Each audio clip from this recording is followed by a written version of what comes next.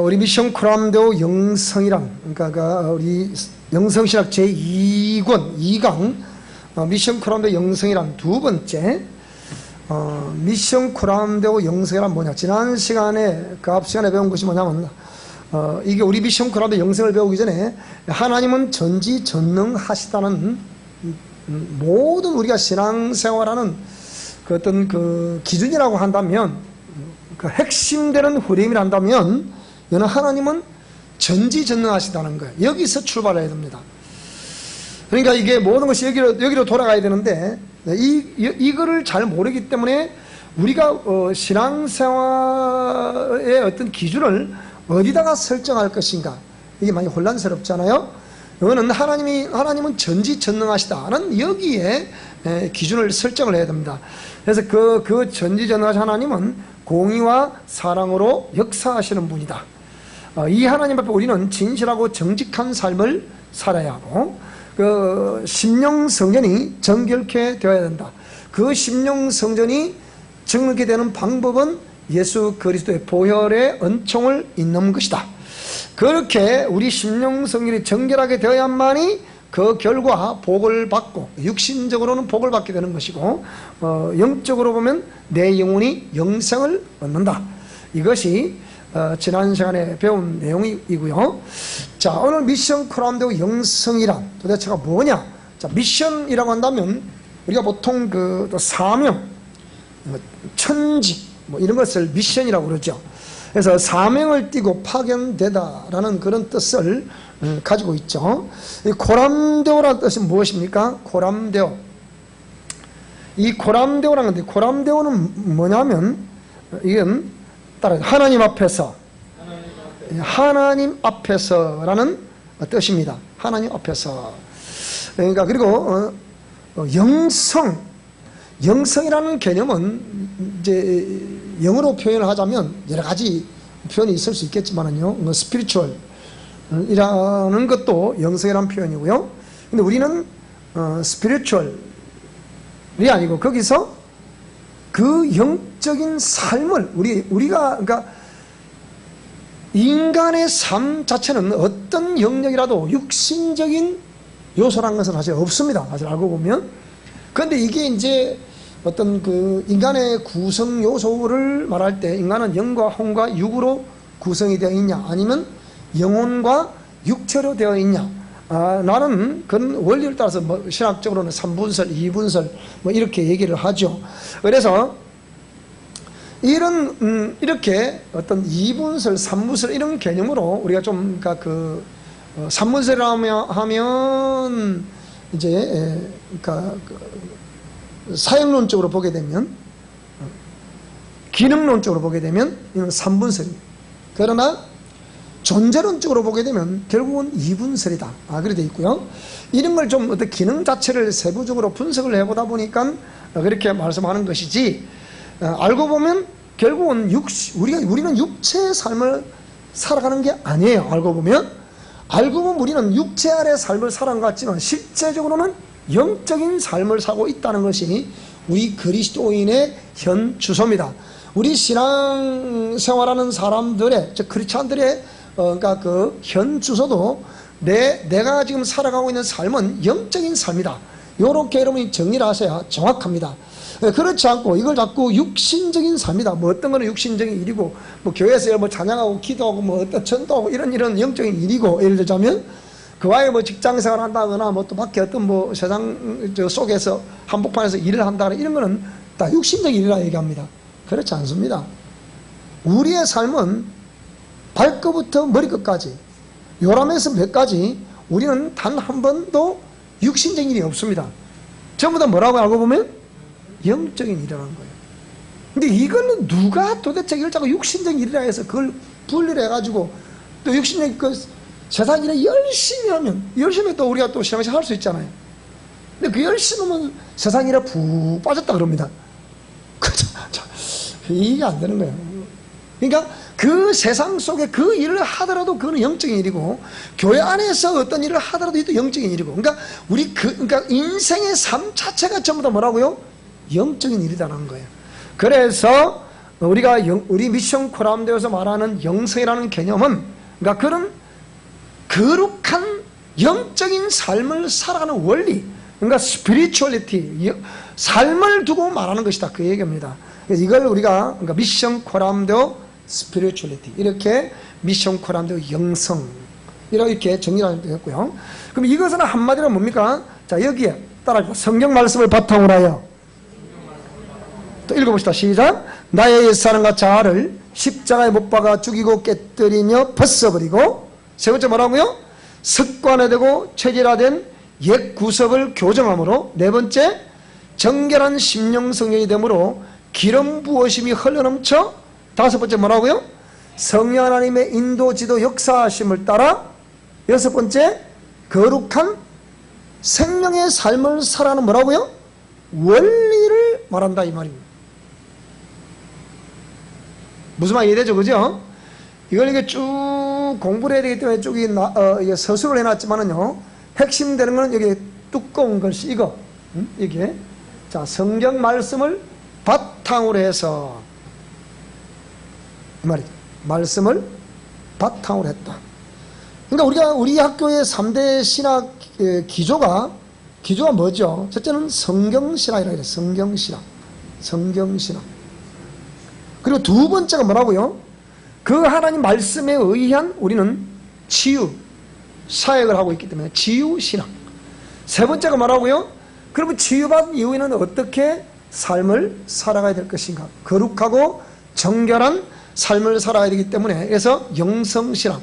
우리 신학 기조가 이렇게 크게 세 영역으로 편성이 되어 있습니다.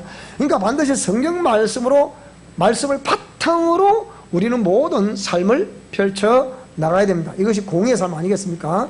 그래서 성경 말씀으로 바탕으로 해서 뭡니까? 나의 옛사람과 자아를 십자가에 못 박아 죽이고 깨뜨리고 벗어버려야 된다. 무슨 말씀이 되죠? 죽이고 깨뜨리고 벗어버려야 된다. 이게 여러분 쉽지 않습니다. 우리가 많이 노래를 부르는 내가 그리스도와 함께 십자가에 못 박혔나니. 그런데 어저께 어떤 분도 그러시대요. 내가 일평생 이렇게 열심히 신앙생활 한다고 하는데 왜 나는 변화가 되지 않는지. 변화되지 않는 원인은 내가 갖게 되니까 오세요 했더니 또 오기도 싫다네. 또 참 답답한 일인데, 그래서 여러분이 우리가 이미 나의 옛사람은 그리스도의 십자가에 못 박혔나니, 과거 완료형을 말하고 있는데요, 이미 2000년 전에 나의 옛사람이 그리스도와 함께 십자가에 못 박혔다. 그럼 지금 현실의 나의 삶이 그런 죄된 요소가 없어야 되는데, 여전한 죄된 요소는 오늘도 나에게서 나타나고 있다. 여기에 우리 모든 그리스도인이 보통 이 괴리가 아니에요. 이게 보통 괴로운 게 아니에요. 근데 그 원인을 몰라. 근데 그 원인을 가르쳐 준다고 해도 이 동의를 또 안 해. 그 누가 그런다. 우리가 요즘은 우리 교회가 자꾸 진지에 자꾸 소문이 나오고 그러니까 이제 뭐 그렇지 않은 사람들이, 목사님도 그러시냐고 제가 봤다고, 어디 봤다고 그래. 그러면서 계속 그렇게 얘기를 하는 사람들도 있던데요. 그러니까 예를 들자면 이 영적 세계는 우리가 이론상으로 들어가고 있는지 알 수 없어요. 아, 그렇구나. 지적 동의는 인간이 인격자이기 때문에 지적 동의를 할 수 있을지 모르는데, 그 말씀의 실제를 내 삶에서 경험한다는 이것은 쉽지 않습니다. 어떤 부분은 확실하게 경험했다 생각하는데 어떤 부분은 결정적인 영역에서는 그 해결 안 되는 거예요. 이것이 이제 모순이죠. 그래서 우리가 이런 것들을 하나씩 이렇게 우리가 교정을 해가는 것이 참으로 중요하겠죠. 그래서 이런 내용들을 우리 교회에서 전파한다니까, 진주에 그런 데가 있습니까? 그런다고. 나사렛에서 무슨 선한 것이 나겠느냐? 예수님이 아무리 복음을 전하셔도 진리를 선포하시고 병들을 고치고 또 그렇게 귀신을 쫓아내시며 이렇게 복음을 전하셔서 이렇게 막 하는데도 뭐라고 그래요? 그 성경 말씀을 계속 인용을 하고 계시죠. 말씀에 따라 강력한 표적을 보여주시죠. 또 역사를 보여주시죠. 이름에도 불구하고 뭐라고 그래? 머리 좋은 사람 뭐라고 그러냐? 나사렛에서 무슨 선한 것이 나겠냐? 그 나사렛에서 선한 것이 낫다? 낫다는 얘기예요. 그러니까 왜 예수님이 헤로드 왕이 막 죽이려 할 때 천사들을 지시를 해가지고서 빨리 피난 가라. 요셉과 마리아에게 빨리 피난 가라. 어디로 가라? 애굽으로 피난 가라. 애굽으로. 피난 가라는 거예요. 왜? 너를 죽이려고 한다. 근데 또 이제 그러면 계속해서 하나님께서 그 천사들을 보내셔가지고 또 인도하시고. 근데 다시 애국의 피난을 가셨다가 헤로드 왕이 죽었어요. 죽고 나서 다시 돌아올 때는 어디로 가라? 나사렛으로 가라. 그것도 갈릴리 지방. 우리가 성경 이스라엘 지도로 보면 이렇게 돼 있어요. 이스라엘 누워 있습니다. 이렇게 누워 있는데 여기 남부 지방, 중부 지방, 북부 이렇게 돼 있거든요. 이 지도가 이렇게 돼 있으면 세 토막 나눠서 남부, 중부, 아까 나도 말했지만 남부 지방을 뭐라 그런다고요? 유대 지방이라 그래요. 중부 지방 무슨 지방? 사마리아 지방이라 그래요. 북부 지방 무슨 지방? 갈릴리 지방이라 그래요. 그러니까 예루살렘과 남부 지방, 예루살렘을 끼고 있는 온 유대와 그 다음 뭐라고요? 사마리아와 땅끝이 갈릴리야. 그래서 이방의 갈릴리여 그 말이에요. 무슨 말씀 이해되십니까? 그런데 여기서 여기 예루살렘 있다. 애굽은 이쪽에 있잖아요. 이집트니까. 여기 애굽 이쪽에 있잖아요. 빨리 애굽을 피난가라. 요 이스라엘이 이렇게 돼 있으면 애굽은 이렇게 돼 있단 말이야. 이게 이쪽에 나일강들이 이쪽에. 그러니까 이쪽으로 가라. 이쪽으로 피난하는데 다시 올 때 어디가 살아라? 저 북부 지방 갈릴리 나사렛가 살아라 이 말이에요. 그 성경이 뭐라 그랬습니까? 나사렛 사람이라 함을 이루려 하심이라 그래. 그래서 뭡니까? 자, 그게 하나님의 비밀이거든. 그러니까 우리가 성경을 자꾸 상고해야 될 이유가 거기 있는 거예요.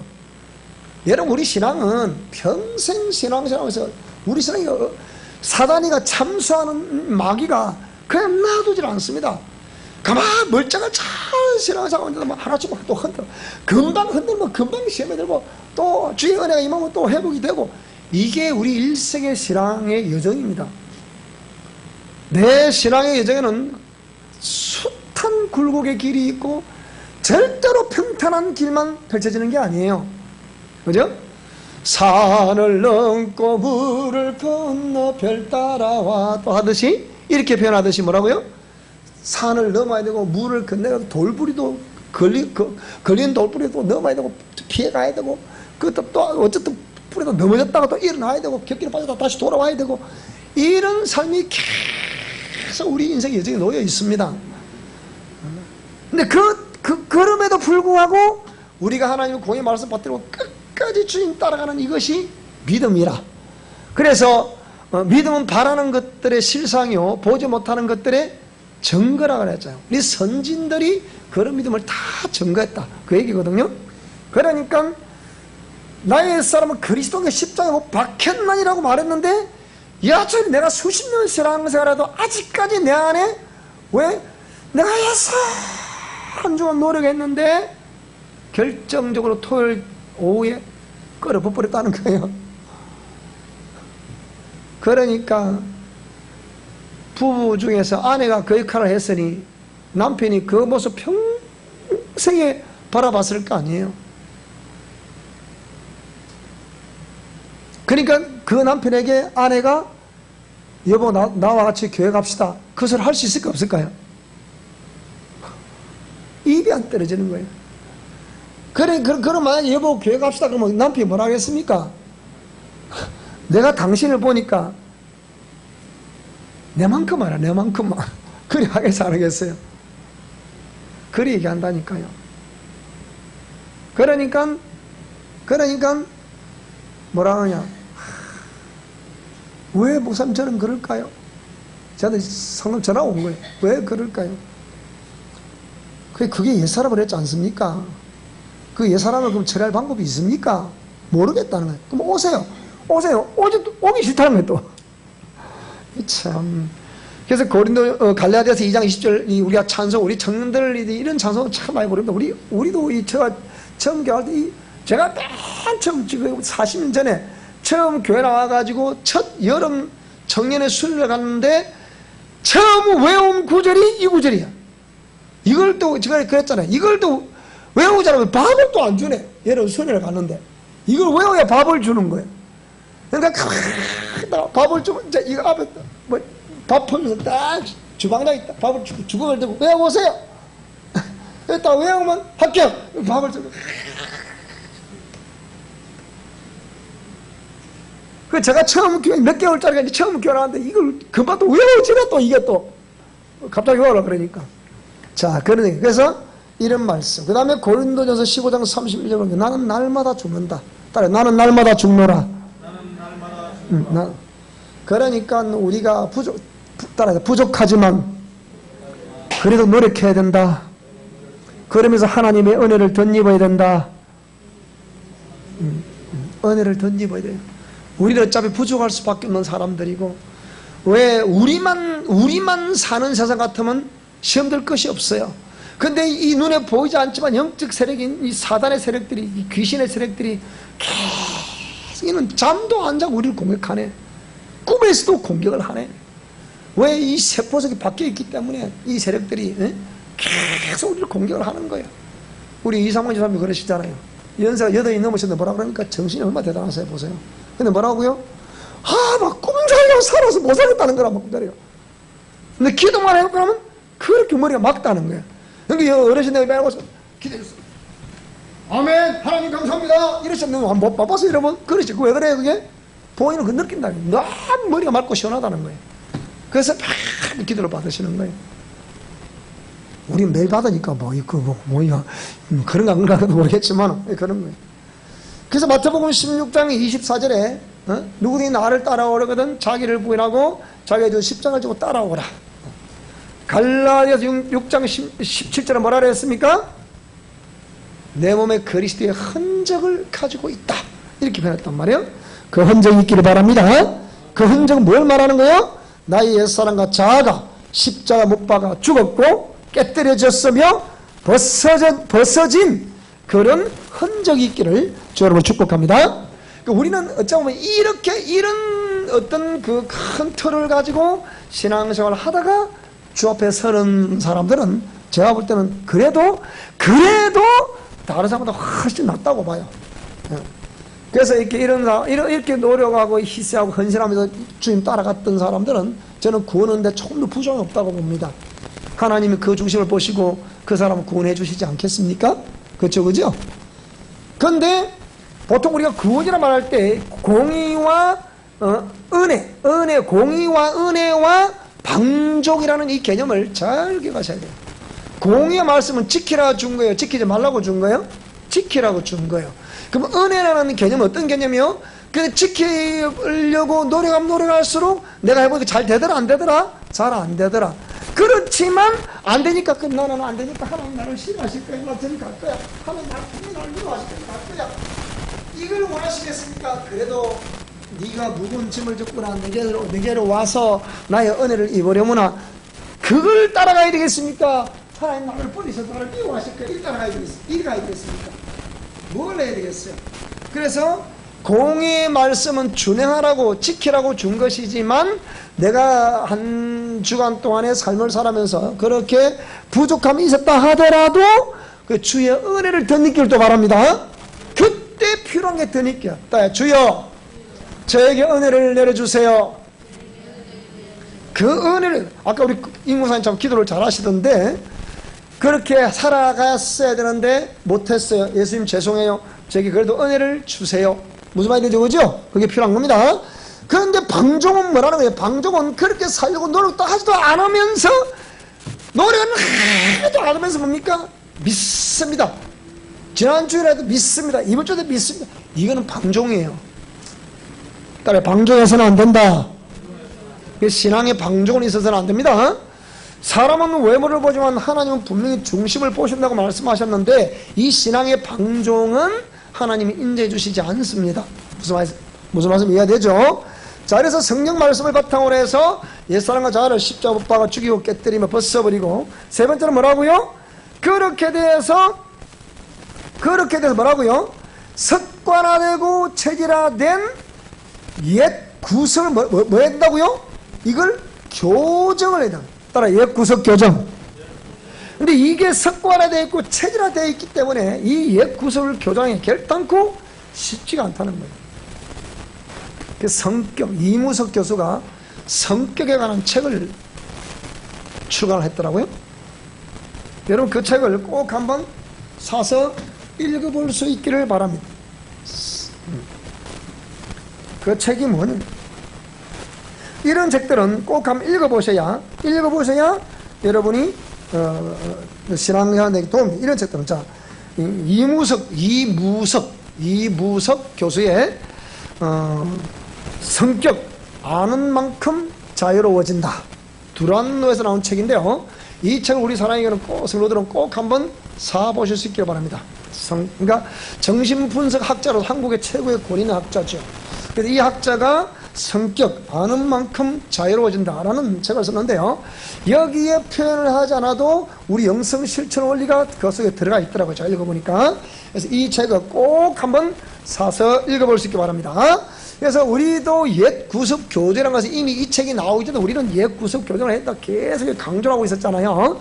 근데 그 책에도 표현하고 있지 않지만 이미 체질화되어 있는 유전자를 그것도 말하고 있어요.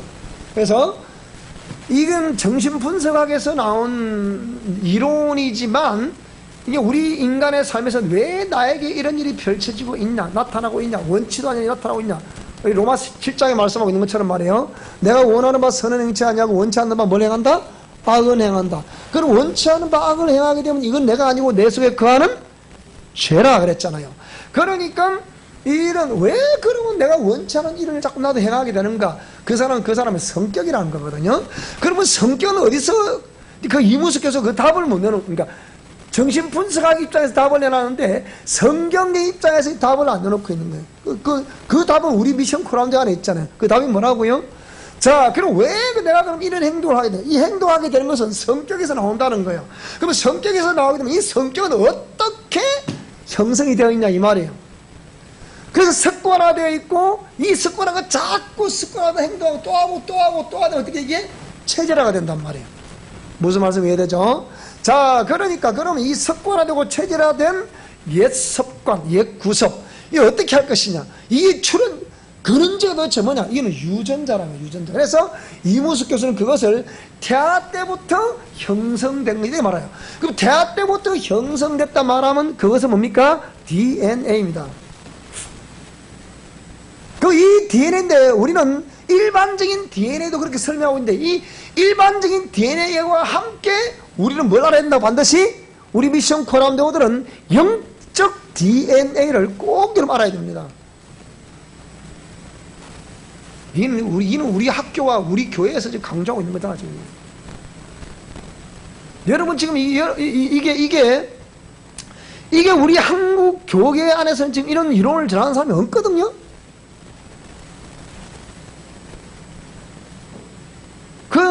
그렇지만 이거는 이미 미국 학교에서 내가 인정을 받은 거잖아요. 이거.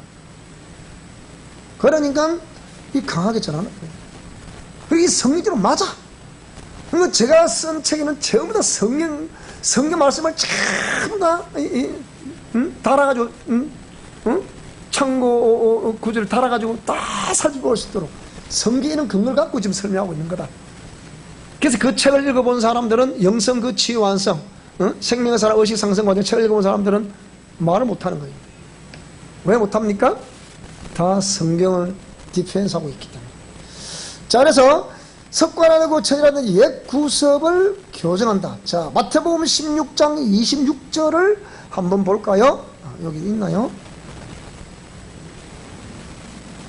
마태복음 16장 26절인데요. 마태복음 16장 26절 한번 보겠습니다. 마태복음 16장 26절을 한번 보게 되니까요.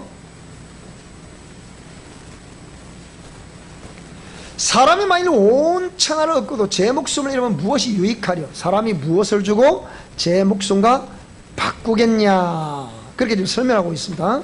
이걸 그러니까 이 하나밖에 없는 목숨 정말 귀한 건데 이걸 무엇으로 바꾸겠냐 그 얘기예요. 그러니까 나의 영혼의 이 목숨 하나밖에 없는 거란 말이죠. 그러니까 구원하는 것도 이거 정말 귀한 건데 이 하나밖에 없는 것을 그 옛 구섭 때문에 죄의 DNA 때문에 만약에 이걸 당하게 된다면 얼마나 억울하겠어요. 무슨 말씀이 되죠? 자, 그래서 그것을 교정을 해서 어떻게 된다고요? 정결한 심령 성회됨으로 기름 부음이 흘러 넘쳐나게 되는 원리다 이렇게 말하고 있습니다. 그래서 고린도전서 3장 16절에 너희가 하나님의 성전인 것과 하나님의 성령이 너희 안에 거하시는 것을 알지 못하느냐? 하나님의 성전을 더럽히면 하나님이 그 사람을 멸하시리라. 하나님의 성전은 거룩하니 너희도 그러하라. 에스겔서 47장 1절로 5절 말씀 보게 되니까 성전 문턱에서 흘러나오는 생명의 생수가 발목을 적시고 무릎을 적시고 허리를 적시고 강물처럼 흘러 넘쳐나게 되더라. 열방을 적시게 되더라. 근데 이 생명수의 강가 좌우에는 매달마다 열리는 과일이 나고 있더라. 요새 참 누가 그러대요. 논이라는 열매가 있는데 화산섬에 가면 논이라는 나무가 있는데 그 논이라는 나무에서 열리는 열매가 논이라는 열매라고 해요. 근데 이 논이라는 열매는 매달마다 과실이 열린답니다. 그래서 이 사람들이 표현하기를 이게 그렇게 피를 맑게 한다고 그러네요. 예를 들자면 피를 맑게 하고 또 면역 체계를 강화시킨다고 그래요. 그래서 이걸 강조하시는 분들이 정말 이 성경에 나와 유일하게 두 군데 나와 있는데 한 군데는 에스겔서 47장인데 한 군데는 어디가 모르겠다. 지난주에 제가 설교를 했어요. 계시록 22장에 보면 나오잖아요. 생명수 강이 나오는데 그래서 이 논이라는 열매가 매달마다 열린대요. 나도 그거 처음 들었어요. 자, 어쨌든 간에 그래서 요한복음 7장 38절로 39절에 보니까 나를 믿는 자는 성경에 이런 것 같이 그 배에서 생수의 강이 흘러나리라 하신 이런 그를 믿는 자에 받을 성령을 가리켜 말씀하신 것이라. 이 배라는 개념은 뭡니까? 영혼이라는 개념을 가지고 있어요. 배라는 헬라 원문을 보면 뭐라 그러냐? 따라합시다. 고일리아. 고일리아. 이 고일리아라는 뜻이 뭐냐면 배라는 이 헬라 원문은 고일리아. 고일리아라는 단어는 뜻이 뭐냐면 자궁이라는 뜻이에요. 자궁. 자궁이 뭐 하는 곳입니까? 뭐 하는 곳이에요? 영혼을 생성시키는 곳이에요. 영혼을 생산하는 곳이란 말이에요. 하나님의 창조 섭리에 의해서 정자와 난자가 결합을 해서 그 자궁 속에서 생명씨가 착상되고 거기서 자란다면 그게 영혼이 되는 기잖아요. 그러니까 그 배에서 생수의 강이 흘러넘쳐난다는 것은 뭘 말하는 거 아니? 그 배의 헬라 원문이 자궁이라는 뜻이고 자궁은 영혼의 자소 즉 생성소니까 정 말하자면 영의 주님이 거하신다는 거예요. 영에 따라 내 영혼 속에 예수님이 거하신다. 천국은 여기 있다 저기 있다 하지 말지 네 마음속에 있다. 하트라고는 마음속에 있다 말했는데 이 마음에 있다 말이야. 그것은 무슨 뜻인 거 아니? 그 마음에서 있다. 그 내 마음에 있다 있고 없다가 없는 거 아니겠습니까? 근데 이 마음에 있다는 개념은 네 인격 전인격체인 지정의를 가지고 있는 인격이 그 예수님을 그러니까 마음으로 믿어 의외로 입으로 신해서 구원을 했으니까 그분을 네 영혼 속에 모셔야 된다는 개념을 설명하시기 위해서 뭡니까? 이렇게 천국은 여기 있다 저기 있다 하지만 네 마음속에 있다 이렇게 표현한 거란 말이에요. 자, 그렇게 된 것이고 그래서 결국은 생명수의 강의 근원은 어린 양의 보좌라. 그럼 그 어린 양이 어디를 보좌로 삼았다는 거예요? 내 영혼을 보좌로 삼았다는 거예요. 내 영혼에서 뭐가 흘러나와야 된다고요? 생명의 생수가 흘러나와야 되는 거예요. 자, 이리 보세요. 그러면 저와 여러분이 기도를 할 때 기도는 항상 기도는 절대로 통성기도를 하든 방기도를 하든 무성기도를 하든 기도는 절대로 의식을 하늘로 저 위로 의식을 올리면 안 돼요. 어떻게 해요? 항상 기도는 의식을 밑으로, 배에서 생수가 흐르면 엄청난다 그랬으니까 이 밑으로 영혼의 의식을 쫙 이쪽으로 집중을 시켜야 되는 거예요. 무슨 말씀 이해되죠? 의식을 어디로 집중시키라고요? 배가 있는 쪽, 이쪽, 영혼 있는 쪽. 보통 우리가 세상의 사람들은 뭐냐, 배꼽 아래 삼세지령. 세상 사람들은 그걸 어떤 종교나 그런 데서 뭐라 그럽니까? 단전호흡 이렇게 말하는데요. 그 말이 영혼이었듯이 영혼. 그러니까 이걸 기독교에서 그걸 썼어야 되는데 이 세상 사람들이 그걸 먼저 써먹다 보니까 마치 기독교에서 단전호흡하면 그거는 이방 종교, 그 기에서는 그거는 이단인데 그거 이렇게 표현한 거거든요. 숨이란 뜻은 영혼이란 뜻이잖아. 그게 루아흐, 스피릿, 프뉴마라는 영이란 뜻은 뭐라고요? 숨이라고. 숨을 쉬는 생명체가 어디서도 숨을 쉬어요? 자궁에서도 숨을 쉰다고. 예. 그 영혼의 자소니까 거기가. 그래서 여러분 기도할 때 의식을 어디로? 밑으로 집중시켜야 된다. 그러니까 계속 우리가 심령성전을 깨끗하게 만들라. 이유가 거기 있는 거예요. 그래서 그걸 자꾸 강하게 외치는 거예요. 무슨 말씀이 됩니까? 따라 심령성전을 정결케 만들자. 깨끗하게 만들어가자. 아름답게 만들어가자. 주님의 정원으로 만들어가자. 그렇게 할 수 있기 바랍니다. 그래서 그 다음에 뭡니까? 성령 하나님의 인도, 지도, 역사심을 비로소 내 안에 오셔야, 또 그분과 대화가 이루어져야 인도하심 받지 않겠습니까? 따라하시다. 질문을 많이 드리자.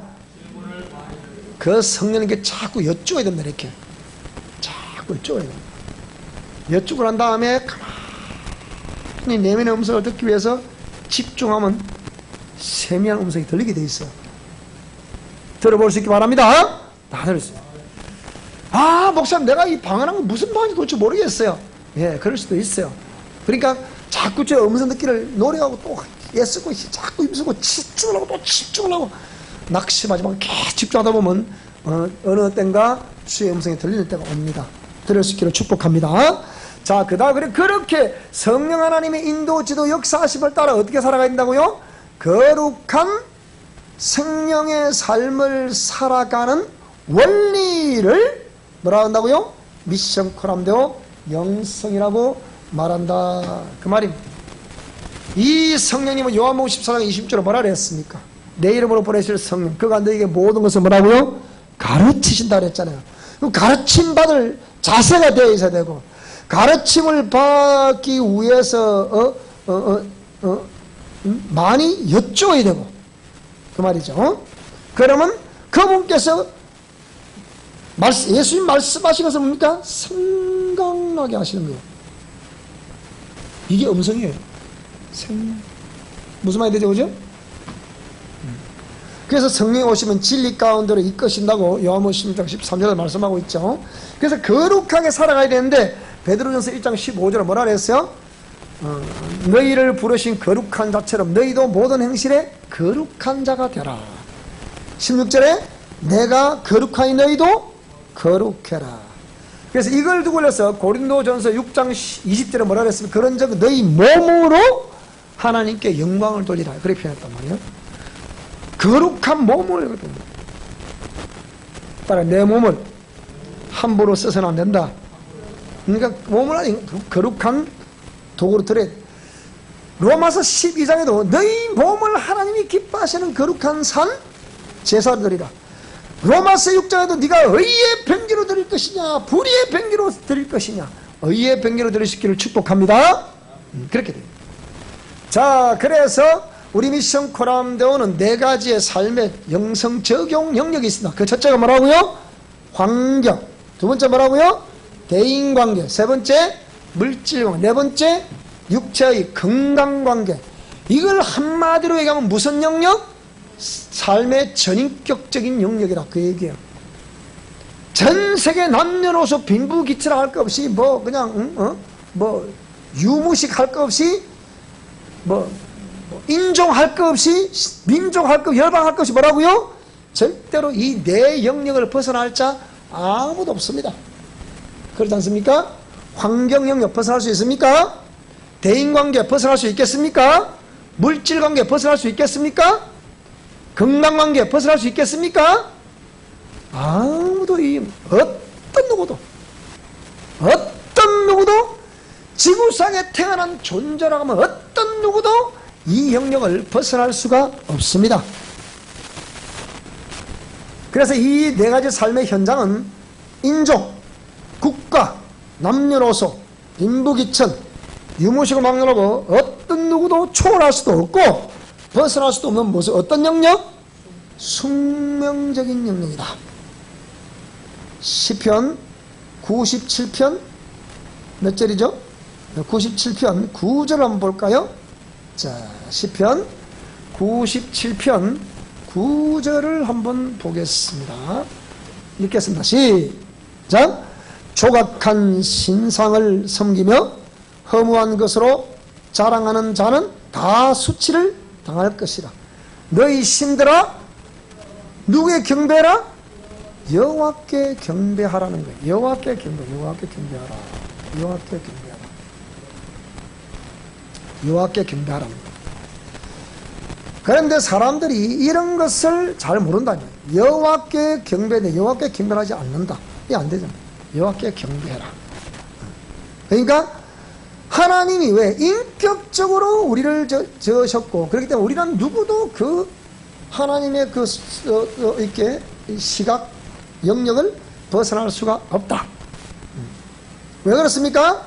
그건 하나님이 모든 피조물을 인격적으로 지으셨기 때문에 사람을 헐거로 빚으시고 그 코에 뭘 불어넣으셨다고요? 생기를 불어넣으셨다. 사람을 생명이 되게 하셨다. 그 말입니다. 자, 그래야 하나님을 의지하며 살아가도록 지으셨다. 그러니까 우리 인간은 절대로 천상천하 유아독존 I am who I am이라 부르는 하나님만이 말씀하실 수 있는 그런 영역을 우리 인간은 절대로 초월 못합니다. 우리 인간은 하나님의 말씀 안에서 살아야 됩니다. 하나님 말씀 안에서 살아야 되는데 하나님 없이 살아가는 존재, 그런 사단적인 존재라. 그게 사단이 아니고 인간은 인간이잖아. 인간은 인간인데 그 삶이 뭡니까? 사단적인 삶을 산다. 사단 뜻이 뭐예요? 피조물은 절대로 자존할 수 없는데 나도 자존하겠다고, 자존나 저렇게 살아가겠다고 하나님 필요 없이 내 마음대로 살아가는 것을 사탄이라고 하는 거예요. 피조물, 최초의 피조물인 천사가 뭐라고요? 나는 하나님 도움 없이 하나님 섬기기도 싫고 하나님 도움 없이 내 마음대로 살아갈 것이요, 마음에 이르기를 나도 북극지폐 산위의 자녀, 나도 무별 앞에 나도 굴림하면서 한번 살아보고 싶습니다. 이게 뭐라고요? 그게 사단이다. The original sin 이라고 했잖아요. 우리가 옛날에 학습, 우리 장로교 정치 원리에서 뭡니까? 교회 나온 지 6개월 지나면 학습 교인이 됩니다. 학습 교인이란 6개월 지나면 또 뭐 어떻게 되겠습니까? 세례 교인이 됩니다. 학습 세례 문답할 때 필수적으로 나오는 문제가 하나 있습니다. 그 문제가 뭐냐? 최초의 원자자는 누굽니까? 이리 묻습니다. 최초의 원자자가 누구라고요? 자, 미스터 김. 자, 김형님한테 묻겠습니다. 김형님, 최초의 원자자가 누구라고? 사탄? 동생에게 묻겠습니다. 최초의 원자자가 누구라고? 사탄. 저리 배웠거든? 우리가 원자자가 뭡니까? 그가 이제 지극히 우리 인간의 입장에 보니까 쭉 올라가 보니까 누구? 아담 할아버지하고 하와 할머니가 죄를 졌거든. 그러니까 답을 뭐라 써야 습니까? 아담. 여자의 머리가 남자니까 아담. 그래서 그러면 합격해줍니다. 근데 우리 교회에서 그렇게 말하면 50점밖에 안 줍니다. 원자자가 누구라고요? 마귀거든. 사탄이거든. The original sin 하면 누구라고요? 그거는 사탄. The Satan. 사타나스. 사탄. 근데 The original sins 복수를 쓰면 뭐라고 이게 누가 된다고 이게 뭐가 어떤 죄를 말한다고요? 아담과 하와가 지은 죄를 똑같은 원자적으로 표현하지만 내용은 다릅니다. 잘 이해하시기 바랍니다. 그걸 이해 못하면 안 돼요. 그러니까 지금 계속해서 원자자는 누굽니까? 원자자는 사탄입니다. 이 각해야 되는데 원자자는 아담입니다. 이렇게 각했기 때문에 원자자는 아담, 원자자는 아담, 원자자는 아담, 원자자는 아담. 그러니까 창세기를 못 그러니까 에덴 동산을 못 넘어가는 거예요. 거기 딱 특권이 걸려, 항상 걸려있어요. 항상 특권이 걸려. 그러니까 우리는 그걸 뛰어넘죠. 성경을 쭉 성공해 보니까 누구더라고요? 사탄이가 원죄자더라. 그리고 또 그랬죠. 그러니까 또 신학적 뭐라 말한다. 그럼 하나님이 죄를 창조하셨단 말이냐? 그걸 죄의 창조설이라고 그래요. 하나님이 죄를 왜 당신이 의의 이 기준이고 당신의 영광을 독차지하기 위해서 죄를 일부러 지었다는 거예요. 하나님 지으셨다는 거예요. 죄를 지으셨다는 거예요. 그게 죄의 창조설이에요. 맞아 안 맞아요? 그게 아니거든. 하나님은 피조물을 지으셨다면 지극히 인격적으로 지으셨잖아. 그러니까 우리가 죄가 생성됐다 그랬죠, 그죠? 우리는 죄의 생성설을 말해야 됩니다. 인격자가 자기 마음에 나도 이렇게 해봐야겠다. 그 죄가 될 수 있는 그런 내용이 이 피조물 속에서 생성이 됐다는 거예요. 오늘 저와 여러분에게서 그런 죄가 생성되는 것이 아니고 의가 자꾸 생성될 수 있게 바랍니다. 하나님 말씀이 자꾸 기억나고 하나님 말씀을 생각하게 해서 성령님께서 역사하셔서 계속 그 역사가 있길 바랍니다. 근데 자꾸 죄가 나온단 말이에요. 죄의 생성. 자유의지를 줬기 때문에 그럴 수 있겠습니다만은 그러면 하면 그게 바로 죄가 된다 이 말입니다. 무슨 말씀이 되죠?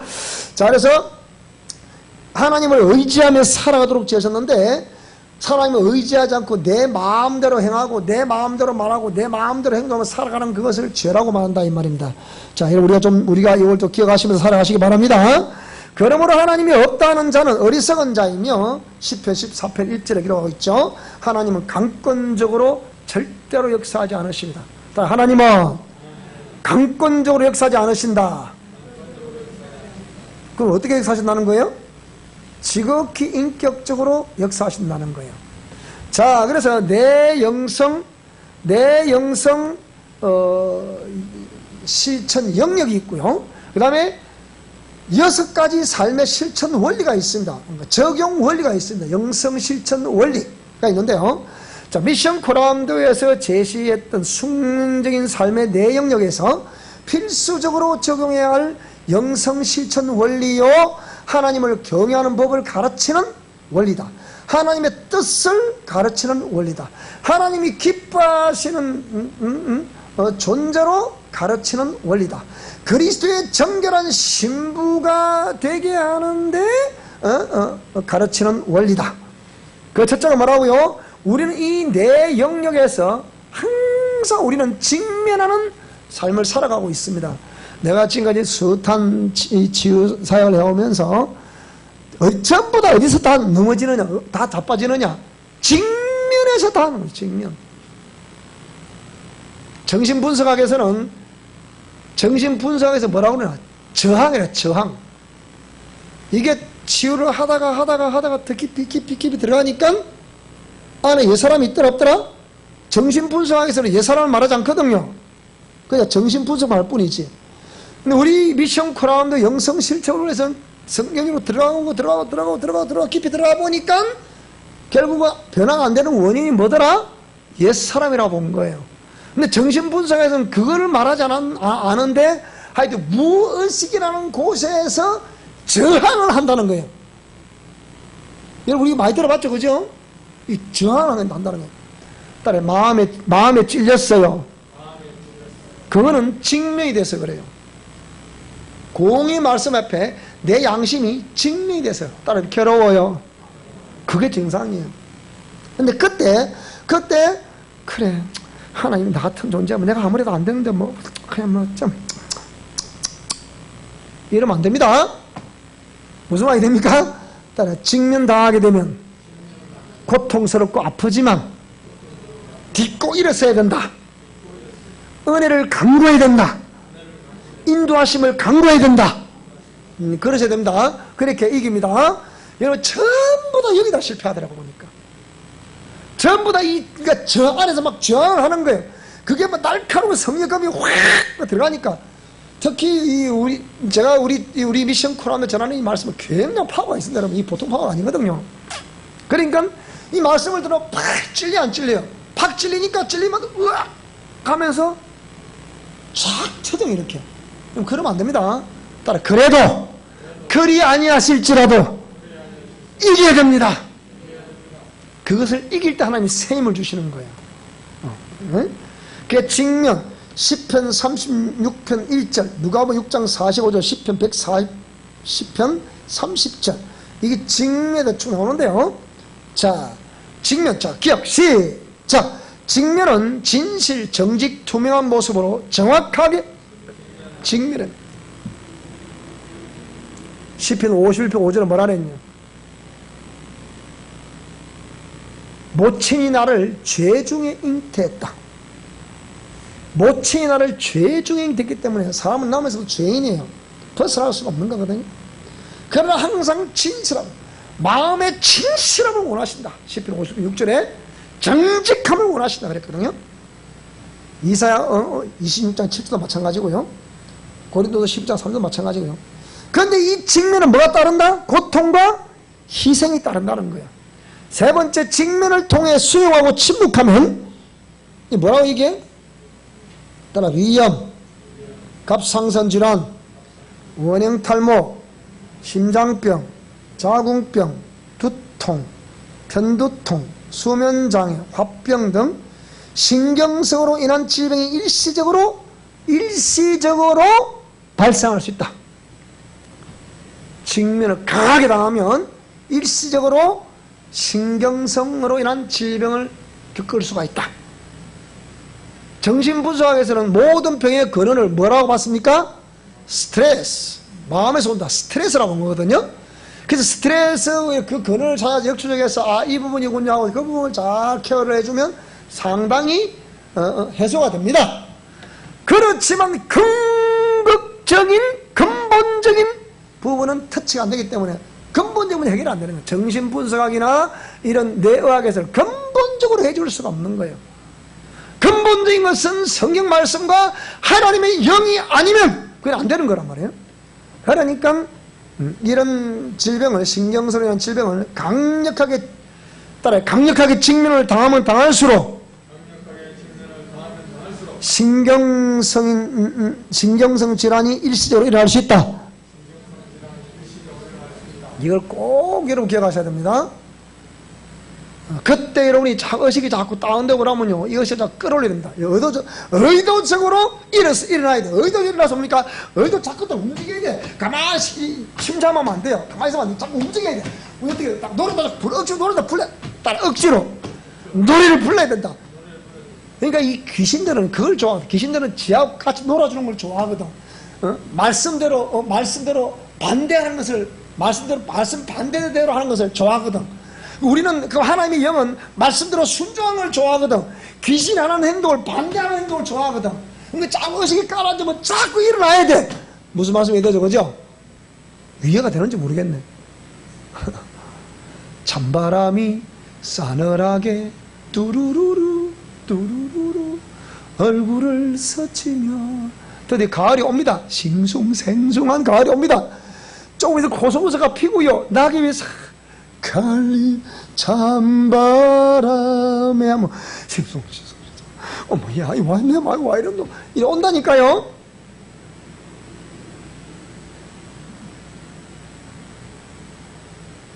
요즘은 옛날엔 그랬죠. 봄은 여자의 계절이라 가을은 남자의 계절.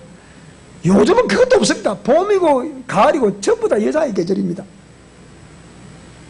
남자 계절 없다니까요. 요새 그런 계절이에요. 요새 페미니즘 요새 뭐 대단하다 오히려 지금. 그러니까 특히 남성들도 감성이 예민한 분들이 어릴 때 우리 김사님 감성이 굉장히 예민한 우리 장관들 감성이 참 예민한 분들.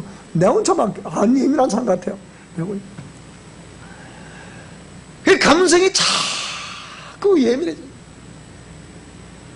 감성이 자꾸 예민해지면 자기도 모르게 그 감정체계가 그쪽으로 휘리리리리리 넘어와. 이렇게 넘어가면 안 됩니다. 넘어가면 안 됩니다. 이럴 때 우리가 그런 일시적인 옷을 있어도 그걸 잘 극복하는 그러니까 여러분이 한 번 두 번 당해보면 그걸 극복하는 원리도 압니다. 여러분 체득이 되게 돼 있어요. 자, 그 다음에 두 번째가 수용인데요. 자, 수용은 자 읽어보겠습니다. 시작. 상대방으로부터 내게로 향하는 모든 것을 수용하게 되면 일단 내 안에서 뭐가 일어난다? 감정 충돌이 된다는 거예요. 그러니까 상대방은 내게 전달되어 오는 말이라거나 감정이라거나 상처나 상황, 감정, 이런 것들을 다 전달되어 오는 때 일대 이게 오게 되면 내 안에 충돌이 일어나야 안 일어나요? 안에서 일어나요. 지금 우리 미션 코너도 영성 실천 원리는 목적이 딱 일단은 먼저 이 실천하라는 목적은 영분별이 문제이기 때문입니다.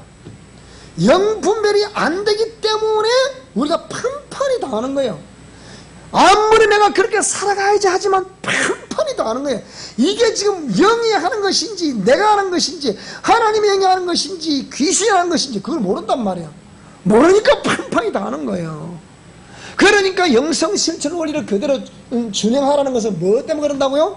내 영역에서 6가지 실천 원리를 적용하라는 것은 영들을 분별하게 하려고 그게 실천하라는 거예요. 그래, 정신 차립시다. 그래서 수용, 상대방으로 들어왔던 모든 말과 또 그런 뭐 감정과 저 사람은 나름대로 뭐 어쩌저쩌 뭐 막 이거 들어오는데 내 안에서는 나도 내 나름대로 생각이 있고 의식이 있고 지식이 있고 다 감정이 그렇기 때문에 이게 여기 들어올 때 안에서 딱딱 일어날까 안 일어날까? 일어납니다.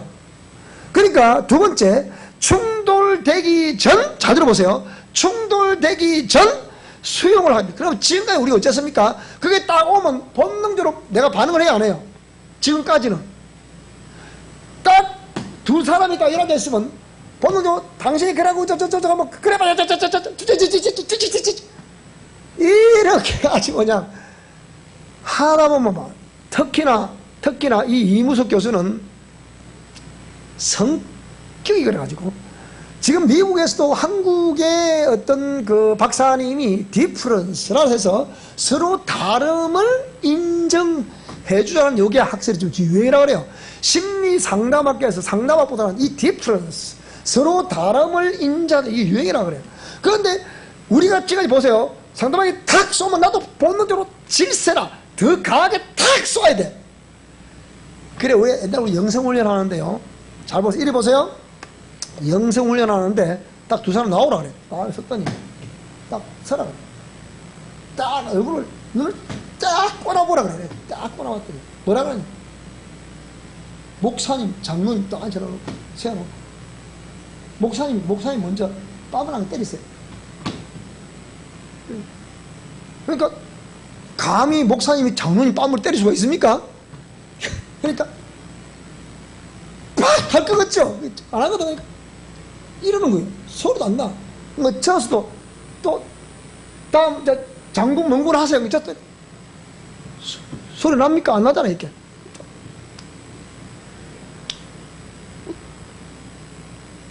조금 더 소리 컸다, 이제. 그러니까,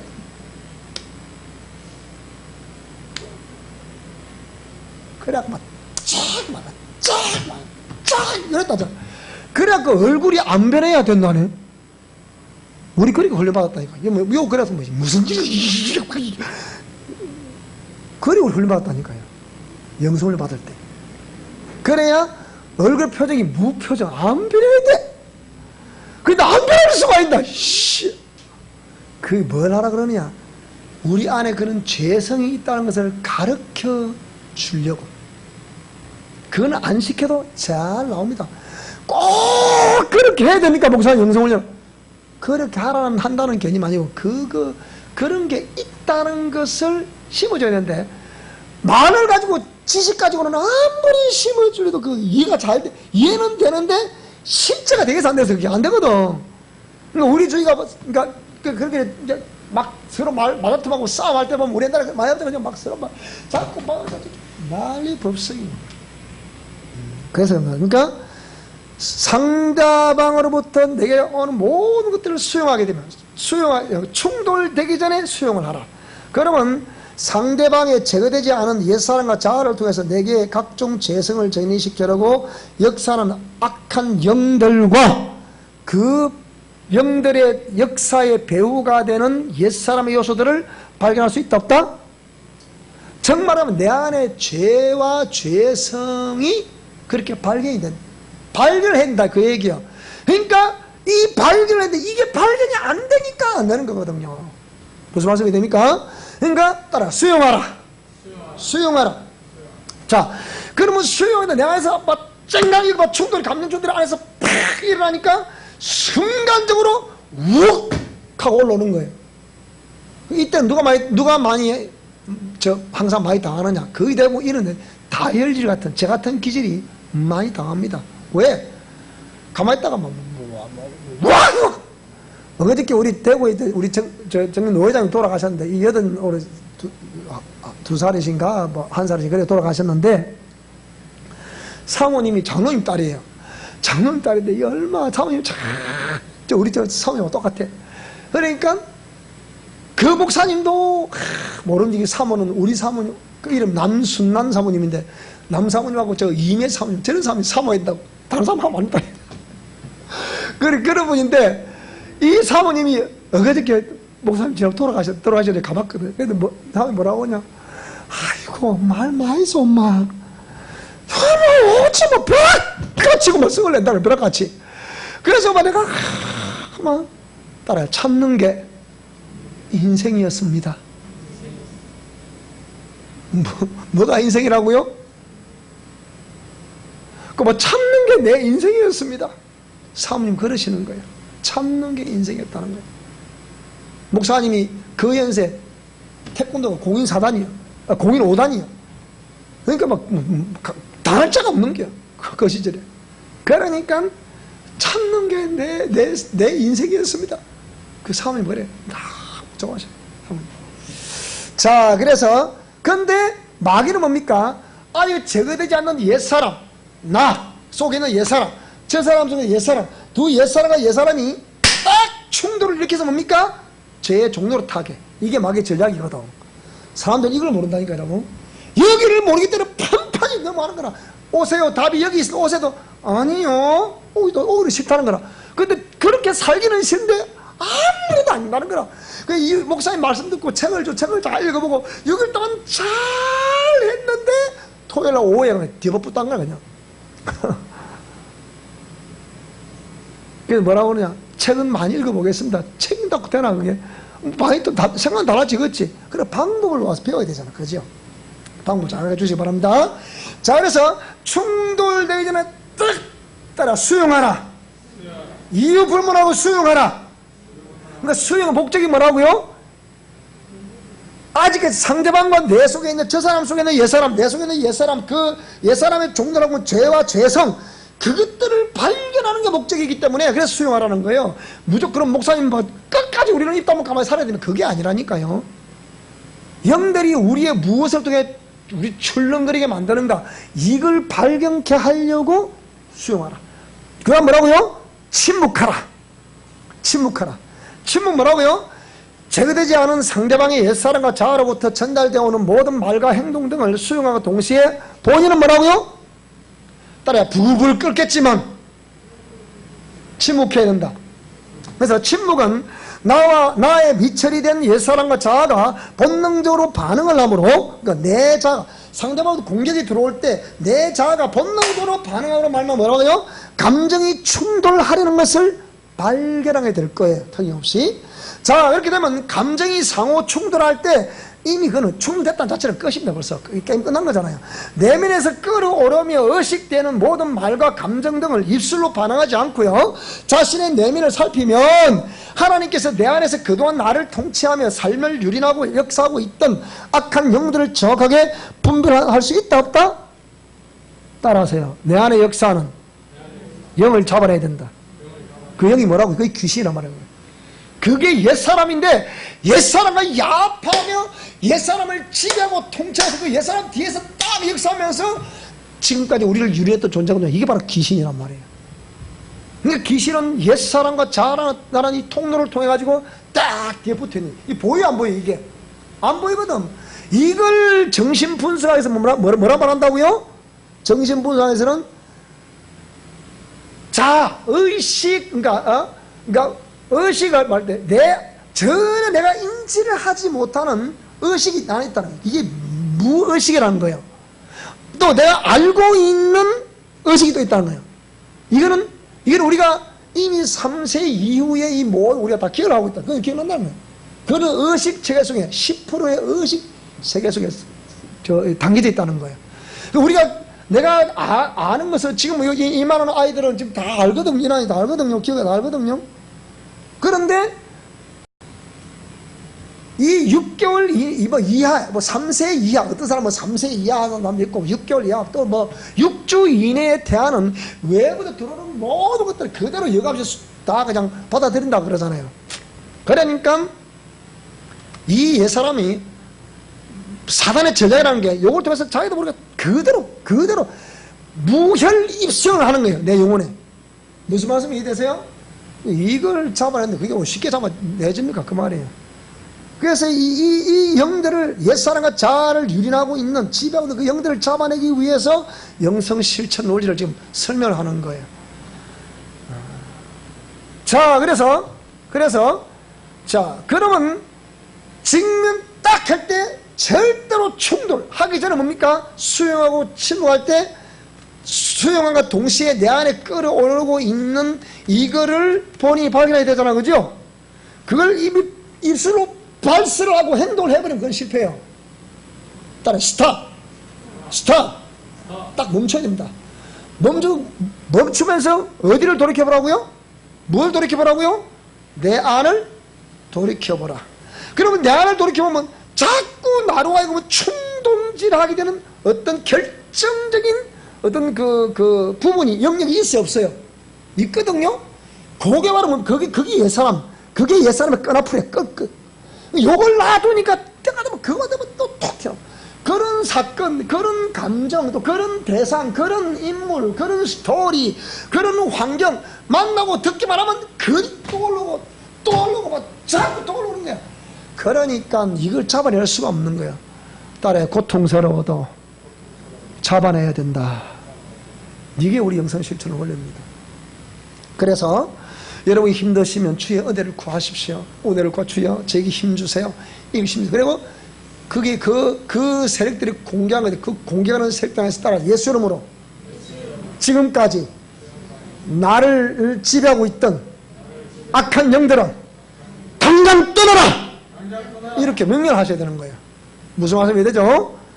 그래서 이게 이래 되면 이제 직면함과 동시에 수용하고 침묵하게 되면 그런 영들의 움직임을 발견하는 것이 목적이기 때문에 요게 목적이에요. 손님들이 왔는데도 또 침묵한다고 이래서 내가 그러면 안 되는 거예요. 사람들 오면 인사하고 대화도 해야 돼. 그런 일상의 대화는 하고요. 일상이 적어도 영들을 분별을 하기 위해서는 웬만하면 침묵하기 좋다. 그 말이 영분별의 목적이니까. 자, 그렇게 되면 절대로 영성 실천 원리는 타인을 조정하고 타인을 교정시키려고 타인을 어떻게 또 이렇게 어떻게 해서 하려고 하고 이게 아니에요. 누구나 잘하세요? 그 얘기예요. 절대로 타인을 위한 실천을 원리가 실천은 저 사람이 나 대신에 그렇게 살아주니까 그게 아니잖아요. 누구나 잘하세요? 나나 잘하세요. 그 얘기요. 나나 잘하겠습니다. 그 얘기요. 그래서 직면, 수용, 침묵은 동시에 시행되어야 한다. 그 영들은 정확하게 아직까지도 제거되지 않은 상대방과 나의 옛사람과 자아를 통로로 삼아 본능적인 말, 그리고 본능적인 행동 등을 통해서 뭐라고요? 우리의 삶을 지금까지 유린했던 부정적인 영향력의 그 모든 근원을 분별하게 되는 지혜와 직관력을 가지게 하신다. 그 영들을 알게 된과 동시에 그 영들의 통로가 다름 아닌 아직까지 미처리된 상대방과 나의 옛사람과 자아라는 것을 알게 된다. 자, 여러분도 지금 그렇게 살아오시면서 이거 다 이제 분별할 수 있겠죠, 그죠? 적어도 잘 안 될지는 몰라도 분별은 이제 되겠죠, 그죠? 그 말이에요. 자, 미처리된 옛사람과 자아는 상대방과 나의 본능적인 말과 행동, 습관들을 통하여 지배하고 있었음을 알게 된다. 그러면 다른 말로 해보면 내가 나의 옛사람과 자아가 이 귀신들에게, 죄에게 종로로 타는 삶을 지금까지 살아왔구나, 뭘 깨닫게 되는 거예요. 무슨 말씀이 이해되죠? 그럼 내가 지금 말하고 내가 행동하는 이것이 어디에 근거를 하고 있나, 어디서부터 반로가 돼서 나오나, 이런 행동이, 이런 말이, 이걸 잘 기억해 보시라, 그 말입니다. 그 다음에 그러면 그걸 발견됐으면 즉시 우리는 옛 구석과 자아를 이렇게 처리하고 교정하는데 즉시 작업을 착수해야 됩니다. 영분별이 된다는 것은 즉시 그 영들의 통로인 본능적으로 말하고 행동하는 옛 습관을 발견하게 된다는 것을 말합니다. 그 영들과 옛 습관들이 발견되면 즉시 교정하는 작업에 우리는 착수해야 합니다. 희생이 되더라도 꼭 교정을 실시해야만이 변화되는 삶과 생명의 삶을 누릴 수 있는 원리이기 때문입니다. 자, 그러면 우리가 이렇게 이제 자꾸 한 번 또 고치고 또 고치고 또 고치고 또 고치고 자꾸 하다 보면 된다 안 된다? 제가 아까 말씀드렸잖아요. 밭을 우리가 읽어야 되는데 처음에는 막 이딴 바위를 막 아버지 어머니 막 같이 막 굴렸어 이렇게. 입만 굴리가 뻥 뚫려 이렇게. 그럼 그다음 흙을 또 메워야 돼. 또 경기를 갈고 또 소가지도 갈고 이래서 어떻게 해요? 또 골라내, 또 돌을 또 골라내고, 또 골라내고, 또 골라내고, 또 골라내고. 작년에 혹시나 그 왕관 부유 열리는 그 뒤가 돌무덤 이렇게 했어요. 그 다 그래 치는 거예요. 그 전부 다 그게. 뭐 종이도 있잖아. 다고 몇 번 보시니까. 근데 그저만 뭐한다 그랬죠. 그렇게 얼마, 그래가지고 이분 밭이에요. 그런데 그 밭을 무열 입수해서 집어 먹으려는 사람이 있어. 참, 양심도 없는 참들. 자, 그러니까 이렇게 얼마나 옥토를 갖고 가지고, 그리고 또 대비를 또 줘야 돼. 막 그래가지고 또 그때 그 풀을 배도 인분을 푸고서 썩혀가지고 두음을 만들어 또 넣고 이렇게 옥토를 만드는 거거든요. 하물며 예수 믿으면 다 된다고. 그런데 믿습니다 하면 다 끝났다고. 저는 동의 못합니다. 그게 딱 될 때까지 돌들을 끄집어내야 된다. 가시를 뽑아내야 된다. 맞아 여러분. 그 뽑아내야 된다 여러분. 그것 때문에 내 인생이 펴지질 않는데, 그것 때문에 우리 가문이, 우리 가정이, 우리 자녀들이 펴지질 않는데 그거 뽑아내야 돼. 그리고 아름다운 이제 그거 자꾸 뽑아낼 때는 아프죠, 그죠? 그렇지만 또 아프고 그러면 또 이제 또 아름다운 삶을 펼쳐지고 하게 되겠죠. 그래서 다시는 속지 말아야 되기 때문에 제2의 제3의 피해를 방지해야 되니까, 자, 영적 경계선 설정. 영분별이 됨으로 인하여 옛 구습의 교정을 즉시 실시하는 가운데도 악한 영들은 계속하여 우리를 공격해 옵니다. 그러므로 귀신의 통로가 되었던 옛 습관의 교정을 계속 실시함과 동시에 영적 경계선을 뭐라고요? 설정을 해야 하는 작업을 동시에 시행을 해야 됩니다. 무슨 말이 되죠, 그죠? 동시에 이를 시행해야 됩니다. 자, 동시에 시행을 하게 되고요. 그 다음에 무분별로 인한 선의의 피해를 우리가 막아야 되잖아요. 막기 위해서 언제나 공의의 말씀에 입각한 행위의 경계선을 영적 경계선을 설정을 해야 됩니다. 그래야 속지 않습니다. 무슨 말씀이 되죠? 그래서 이 경계선은 뭘 기준으로? 공의에 기록된 공의의 말씀을 기준으로, 그리고 일반 상식선에서 또 삶에서 경험된, 내 몸에서 경험된 그 말씀을 중심으로 해서 우리가 영적 경계선에서 따라합니다. 속지 말아야 된다. 다시는 속지 말아야 된다. 자, 오늘 여기까지 하도록 하겠습니다. 그래서 내 영역과 6가지 실천 원리, 여기까지.